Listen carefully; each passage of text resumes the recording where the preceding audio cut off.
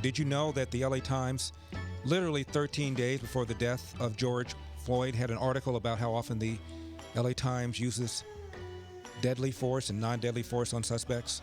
Headline, LAPD shootings hit 30-year low in 2019. Less lethal force has increased. And it's all about how the LAPD is responding to the complaints of the use of deadly force and how the use of deadly force has declined dramatically. And they're not even sure, according to this article, whether or not the decline will continue.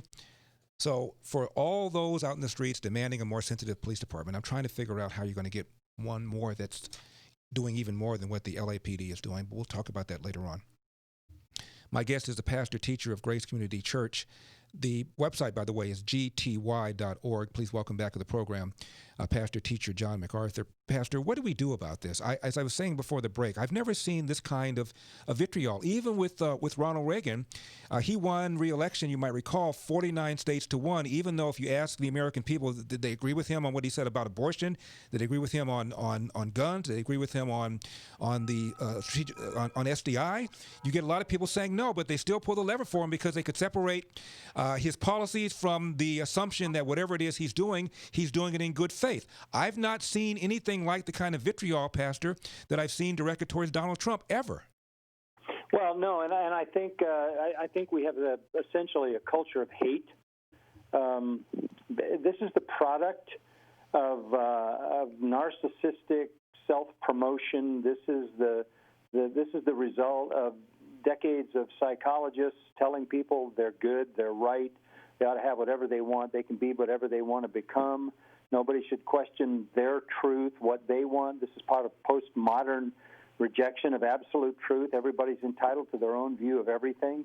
And instead of the typical, openness to conversation, we keep saying we ought to have a conversation, but you've got so much hate going on, and it's fomented by agitators and activists who fuel it, pouring gas on the fires of animosity, that the opportunity for any kind of sensible dialogue is lost, even at the highest levels.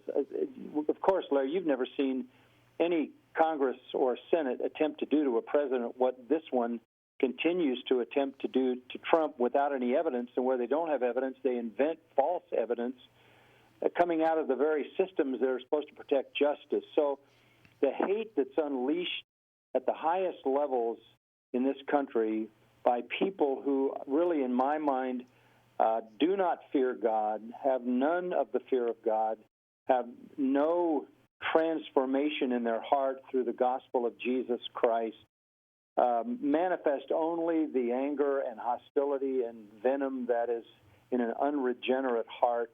And every generation of that stuff gets worse. As the Bible says, evil men get worse and worse.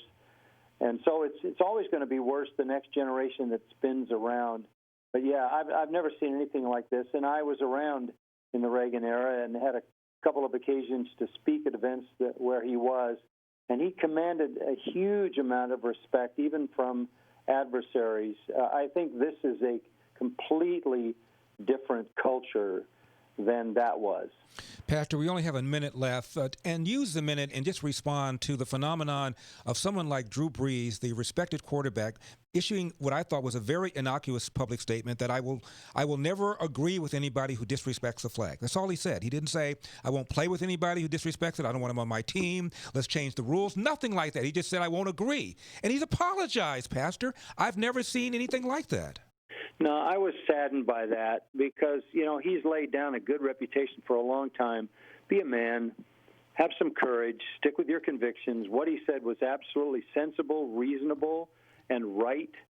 If you start backing up, you can't back up far enough. Nothing will ever be enough, no matter what you say, no matter how many times you say it, no matter if you have your wife say it, no matter what venue you use, it'll never be enough. Once you cave in, you're a victim, and you will never, ever turn that around. Stick with what is true. Don't say things that aren't true. When you speak the truth, stand by your guns. Be a man.